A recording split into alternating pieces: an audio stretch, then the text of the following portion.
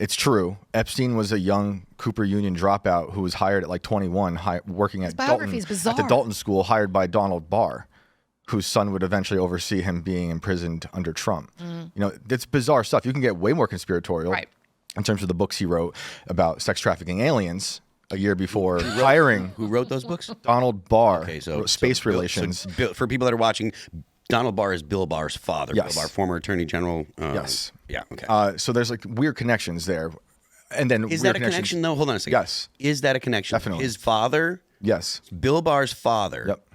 Wrote a book that was weird, and then Bill Barr. No, you're missing a step. Donald Barr wrote a book published in '73 called Space Relations about ant aliens that had themes of trafficking. Okay. A year later, Donald Barr hired Jeffrey Epstein to work as a math teacher at the Dalton School. You know, and Donald Barr was in the OSS with CIA connections. So, but this is all this stuff you're talking about. This is all circumstantial, and No, that's all real. No, I'm not saying it's not real, right? But it's circumstantial. Yeah, but I think you can't deny these strange connections. Like, you know, I don't believe in coincidences, and the fact that this guy is involved in those with those people's lives, the CIA intelligence, like I said, all of them across the world, that is an indictment on who this guy is, the people he was running with. Okay. I mean, it's crazy that he was born on Inauguration Day, the day Eisenhower was inaugurated, and he's entrenched himself. That is just a coincidence. That has no, it's not.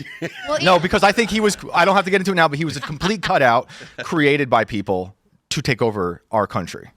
And not him alone. The fact that he was born on a certain day. Yes, January 20th is the day all of our presidents are inaugurated, and now we have people writing, like Whitney Webb, writing books about One Nation Under Blackmail. It's weird. I think he's a complete cutout used to destroy the country. Okay, and these people run in symbolism. Right, well, like I think that stuff it matters. I think it does. Clearly, I'm going to be the skeptic today. Well, that's perfect. Let's say that your average person does not understand or is not aware of the layers of the possible layers. That's minutia. But let's say that they're not. They still have. There is still a kind of an accumulative effect of all of the negative, mysterious, horrible things that people have heard about Epstein. And by the way, things that have been confirmed. I mean, this man, I mean, even Dan Bongino, before he became FBI director, as you know, deputy FBI director, he was talking about how he knew people in the deep state who've said, yeah, he's an intelligence asset. This is something that even Acosta cited as a reason why he couldn't adequately prosecute him in Florida. So it's not, what I'm saying is,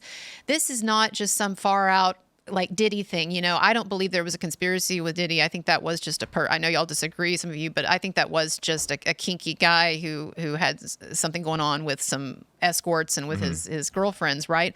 This is different. This is not just conspiracy theories. This is something that has been extensively like litigated through the court system. Yeah, and like that stuff with what I'm saying with Donald Barr, it's weird and it's the minutia, but then that guy evolves into someone who is in the upper echelons of societies around the world.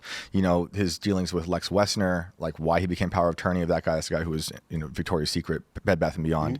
You know, why is this guy running with arms dealers? Why is he friends with all of these people from Bill Gates to Bill Clinton? You know, and then the things that make it even weirder are that Ghislaine Maxwell's connections. You know, her father was Robert Maxwell. I was saying this on IRL on Monday. Robert Maxwell is a strange dude. He had clear connections to the Mossad. It wasn't maybe not Mossad, but they were a part of a big scandal, the Promise scandal with stolen spyware that was used against Americans in other countries, and he died mysteriously.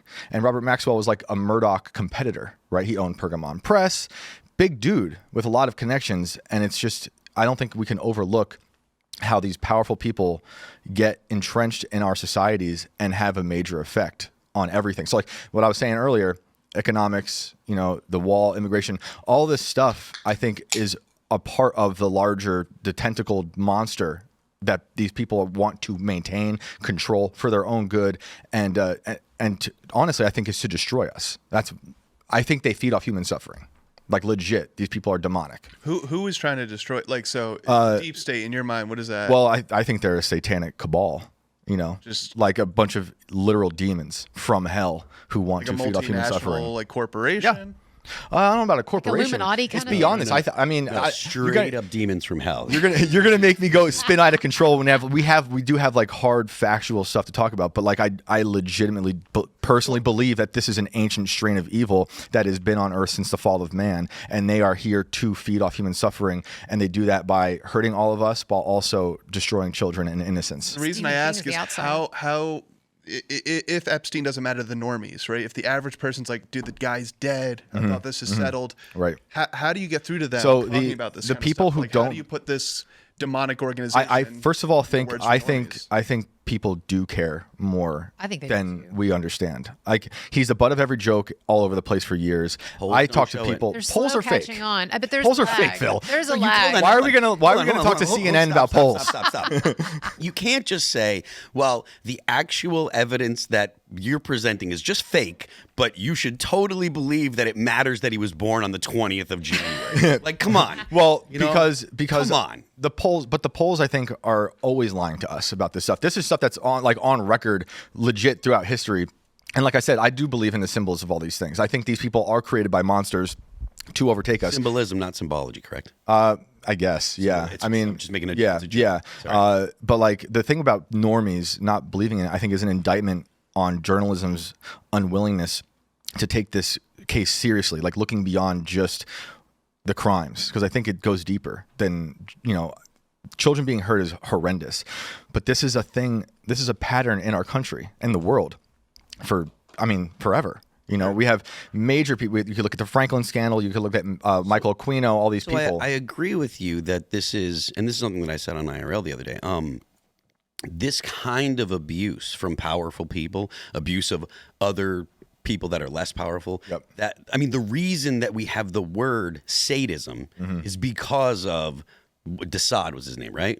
Yeah. So he was a French guy, and he literally just enjoyed hurting people. He was, and people in power, if they are malevolent and if they actually have evil intentions, which I don't dispute, right? There are people that are like that. I don't think that this is unique to our time, or that it's something that is unique to a certain group of people. I do think that there are powerful people that are actually good people that are actually trying to do good. But clearly, there are absolutely powerful people that are, for lack of a better term, evil, that actually want to hurt people. I just don't know that the existence of those people means that we have the ability to just point to people and say, well, because you're in the elite, you are these people. Well, I think that's what people are. There's a lot of people that get wrapped up in that, in the whole, well, they're the elite. That means they're definitely bad. Yeah. And I think there are several levels of this too. Even if we were putting aside quote unquote conspiracy theories about world paradigms, just look at the way that this has been mishandled PR-wise by Trump. There have been so many. No pushback from me on that. So many, and I think I hate to say it, but almost to a degree, I think that in some ways the truth at this point is not even the main issue. What's the issue is that there have been so many dramatic shifts and reversals by Trump, by his people. You have that deer in the headlights interview with Bongino and that was uncomfortable. Where they look like Johnny Depp and Amber Heard in that Australia apology video and stuff. And people can sense that there's something up here. To that point, right? And again, I'm playing devil's advocate here just because there's got to be someone that grounded. Well, no, just, not to sound like a jerk, but like if we're all just sitting here saying yes to each other, so I think it's important, and the questions are worth it. We have to talk about it. So, what would you say to people that say, well, look,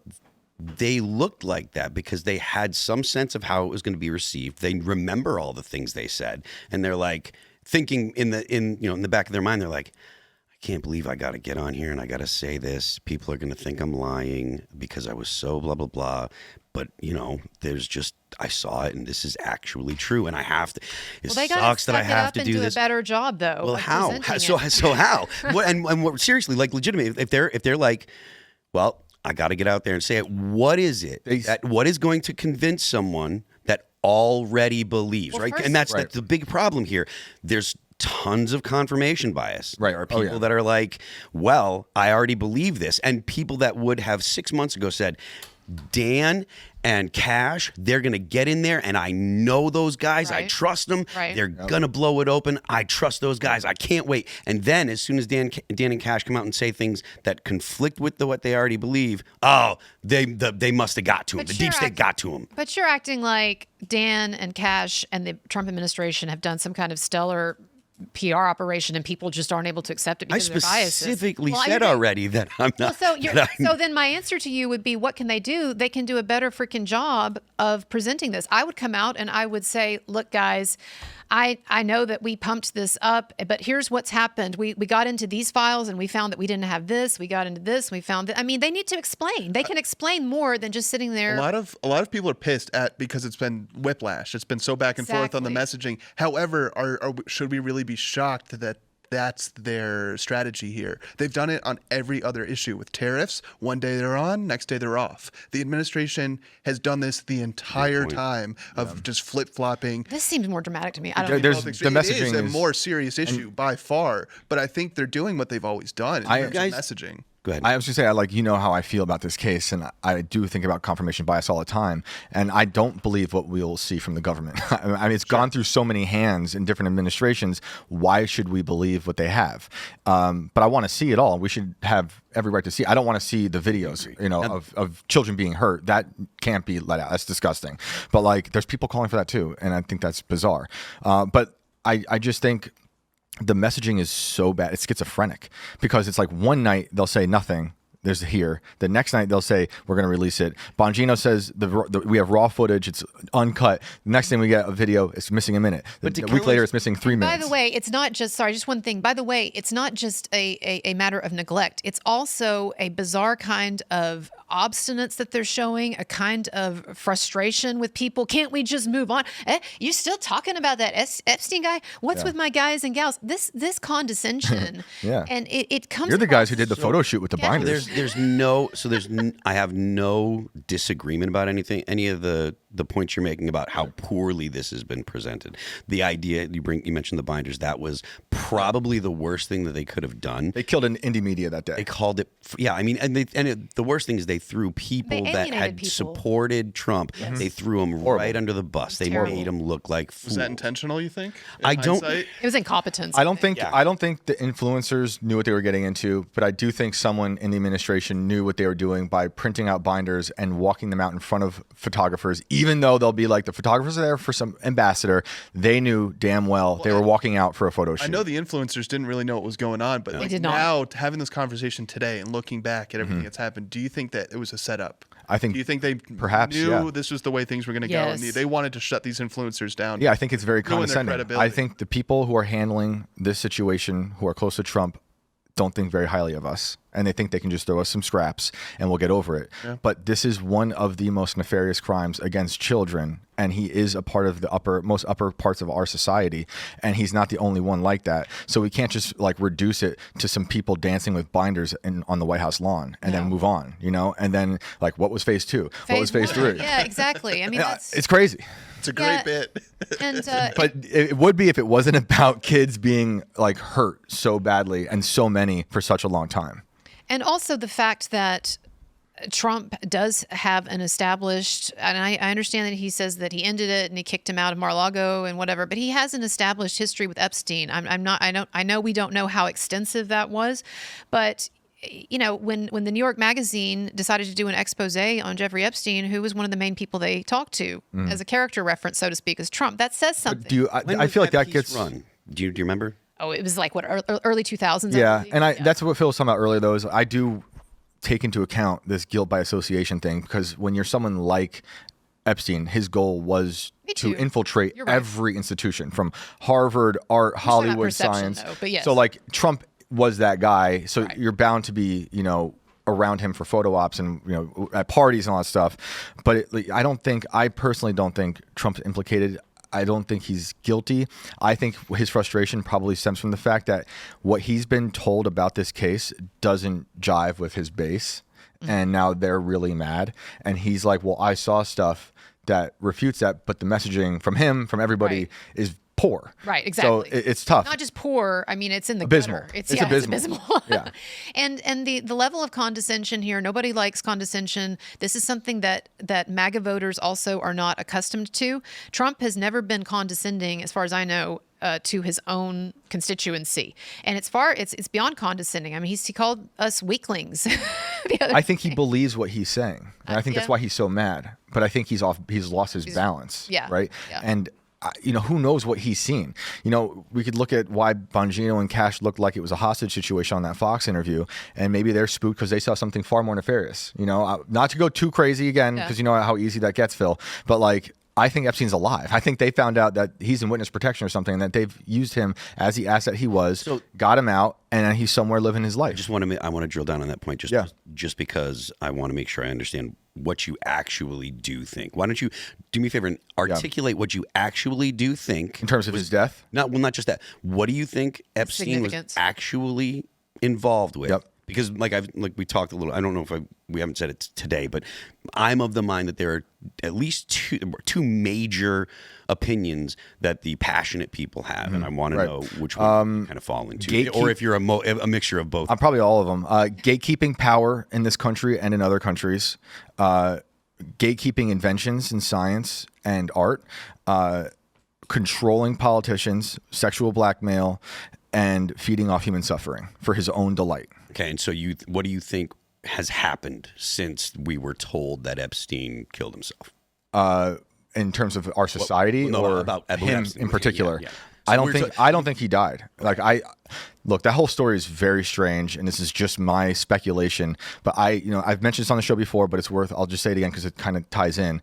I had been following the Nicholas Tartaglione case for 10 years. He's a guy who was convicted of executing 4 guys in a drug deal that went bad. He's an ex-cop, happened in Chester, New York, where I used to be a furniture mover, and these 4 men went disappearing.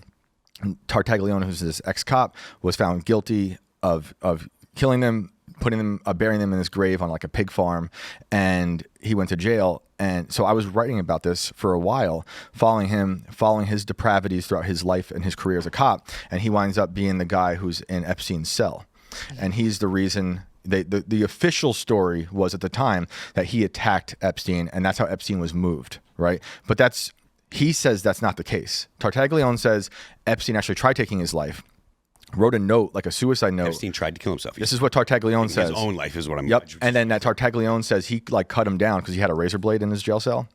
I also want to mention Tartaglione, on the night before this all happened, got a cell phone in his cell. Remember, this is a very corrupt prison in New York City. Lots of problems there. Whatever happened, Tartaglione has his own story. There's the official story.